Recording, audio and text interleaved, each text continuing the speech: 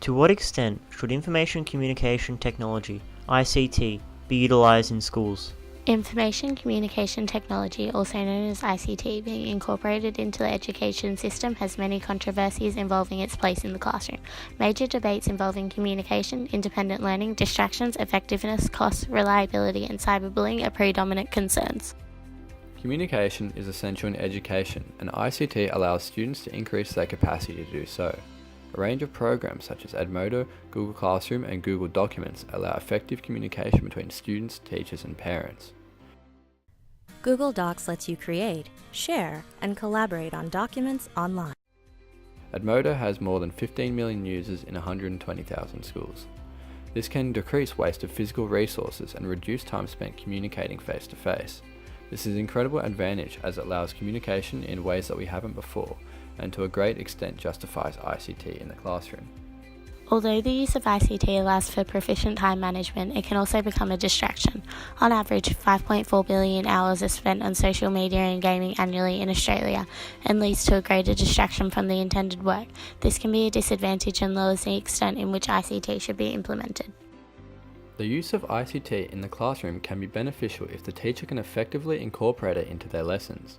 Teachers that utilise technology to assist and actively guide student learning through research tasks and activities can engage students. Although using it effectively can be an advantage, many teachers do not or cannot adequately utilise technology, and hence this can lead to a negative learning experience. The positives and negatives involving effective use of ICT allow it to be implemented to a reasonable extent. People argue whether technology in the classroom should be government or individually funded. By promoting the Bring Your Own Device program, it allows students to participate on their own preferred platform and allows them enhanced learning experiences. Similarly to funding issues, bringing your own device poses a matter of equality, where some students will benefit as they are aided by high-end devices and support, where some will be disadvantaged. Federal Labor will undertake a groundbreaking reform by providing for every Australian secondary school student in years 9 to 12 access to their own computer at school. Where government funding initially promoted schools providing ICT devices, there has been an increase of 30% in Bringing Your Own Device programs since 2014. Although the cost of having ICT in the classroom is seen as a barrier, schools such as Parramatta High School have implemented standard devices for students to use and even found a payment plan to ensure equity. Programs such as these adequately address both equity and cost issues and allow a large extent of ICT to be incorporated into the classroom. Despite the range of advantages that ICT in the classroom unlocks, there are also issues of reliability.